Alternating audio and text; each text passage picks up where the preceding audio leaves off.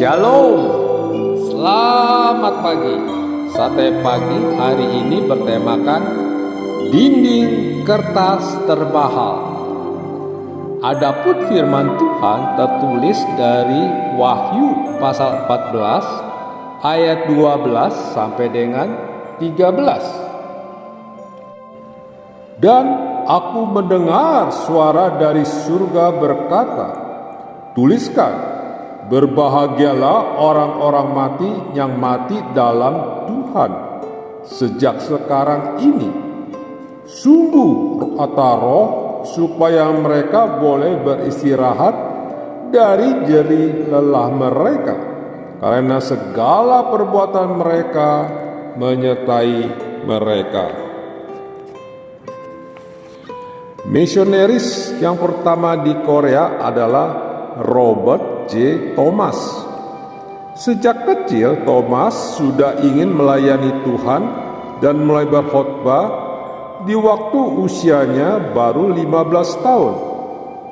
Ia menyelesaikan studinya di London University pada tahun 1863 dan ditabiskan di gereja kecil di Hanover, Wales, dan di tahun yang sama Thomas dan istrinya diutus oleh London Missionary Society ke Shanghai, Tiongkok. Istrinya, Caroline, meninggal dunia 3 bulan setelah mereka sampai di kota Shanghai. Setahun setelah itu, Thomas meninggalkan pelayanan di Shanghai karena merasakan bahwa ladang yang belum terjangkau harus diberikan prioritas. Ia akhirnya menerima pengutusan ke Mongolia. Tetapi saat menunggu keberangkatan ke Mongolia, ia bertemu dengan 2 pedagang dari Korea yang secara rahasia telah percaya pada Tuhan.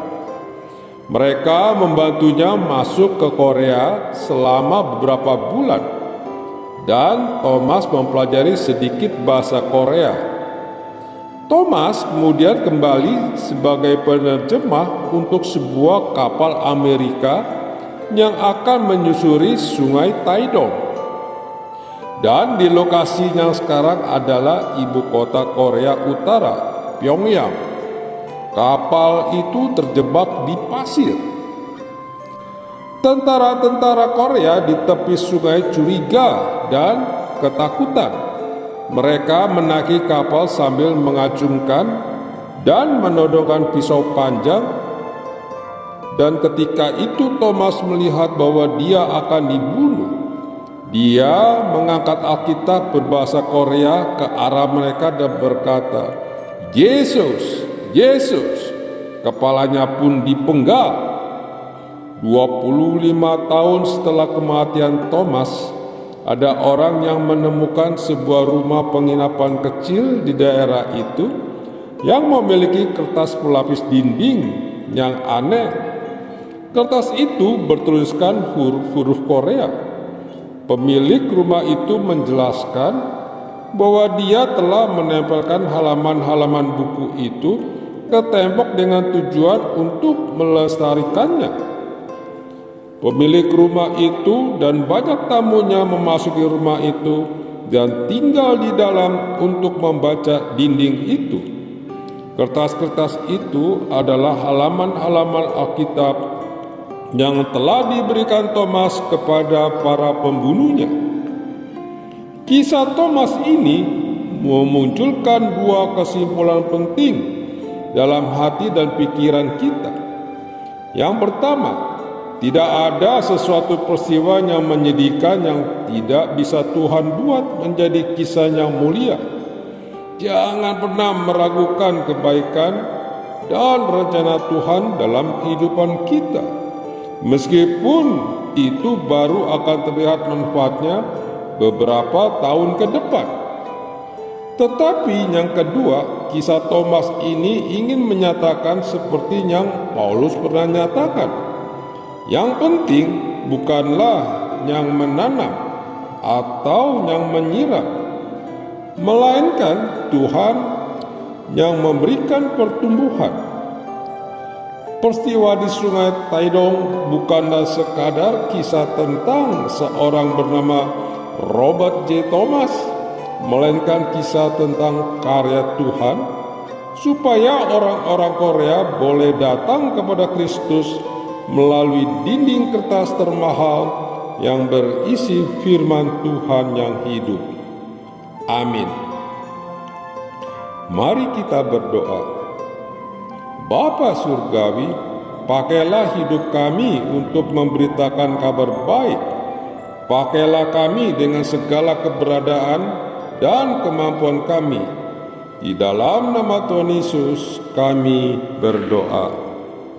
Amin. Dalam dunia banyak amat pencobaan kita, kekuatan kita tak dapat mengalahkan dosa.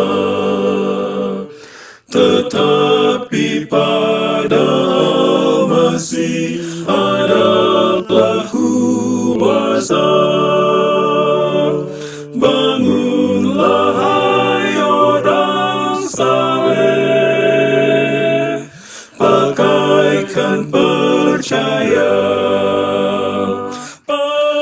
percaya yang menang, percaya yang menang, ajaiblah percaya yang akan dunia.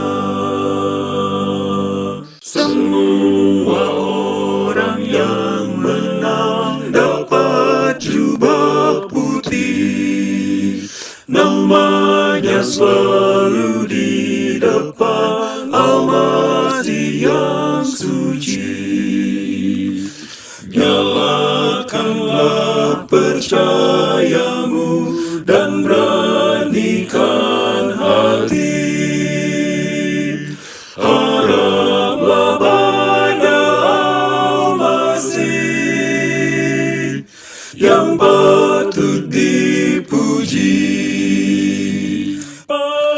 Percaya yang menang, percaya yang menang, ajaiblah percaya yang akan dunia.